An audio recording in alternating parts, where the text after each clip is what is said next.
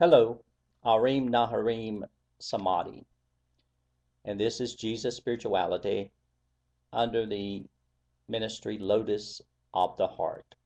For more about Lotus of the Heart and Jesus Spirituality, welcome to the YouTube channels Lotus of the Heart and the YouTube channel Jesus Spirituality, or go daily to www.onelifeministries.org. Also, you'll find there the daily presentation, a website. You can write me. Today, looking at the mystical tradition in the Jesus way, there is a term that I want us to look at to give us some encouragement. Now, what is it like when you feel, let's say you talk about God and you feel that you don't love God, or you're not being loved by God, your prayers are dry, you don't have the sweet feelings that you've had before. What do you do? Now, this same thing can apply to people who are not theists, but look at the presence in different ways. So a neutral term would be aridity. Now, I will use today what a Buddhist writer used, and that is wonderful presence. Wonderful presence. So understand that however you wish. So you're praying or you're meditating or you're living and you don't feel close at all to wonderful presence, and you feel ignored by wonderful presence. This is what you're feeling where? In your body, and your mind is a part of the processes of the body. Again, what to do? Now let's think about this in the sense of a desert. The concept desert, the metaphor desert, is a central metaphor in spiritual teaching.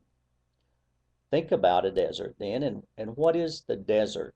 What is a desert experience? What do we associate with the desert?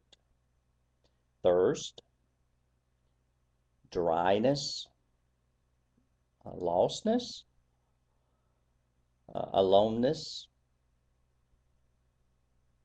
a feeling separated from, the town, the city, the world of people, isolation, maybe, so all these things. So we could say we don't associate the desert with a green plush oasis, with a beautiful lake, or with plush fields of green grass with a flowing creek of water that's clear and fresh, or a rainforest, or a forest. The desert is the wasteland. That's another word for desert. So this idea of aridity or dryness is a common experience in persons who take devoutly the spiritual life.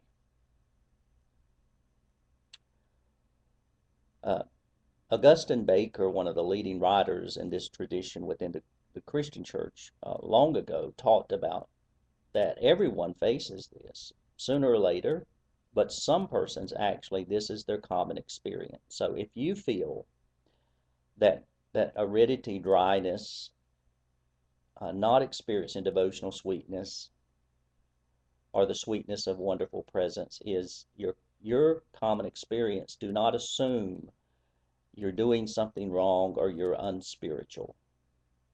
Yes, there can be causes for this. There can be relating morally, for instance, the quenching of spirit, wonderful presence. The dulling of that can be by choices that morally conflict with presence. And if that's the case, then that needs to be removed from our lives.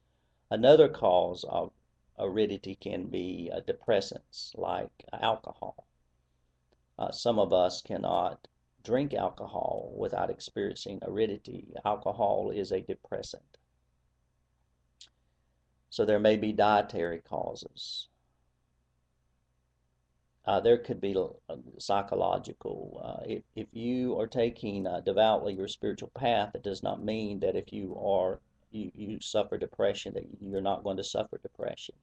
Depression will likely be a part of your spiritual practice and will mean that you will have more aridity or maybe consistent aridity in your life, in your spiritual practice because of this condition that is a condition of the body mind. There's nothing wrong. It's simply there. So I'm going to offer a way to work with this though in a minute. Without going any more in depth into causes and etc., I want to offer simple direction, guidance on this matter of aridity. Very simple. Accept it. The moment you get into your mind and you begin pursuing, grasping for sweet feelings and affections, you're trying to avoid aridity. And that itself will exacerbate the aridity. It will intensify this struggle. You're not trying to experience aridity either. And also understand that aridity is a part of our process of learning to be detached from the senses and equating our spiritual life with that.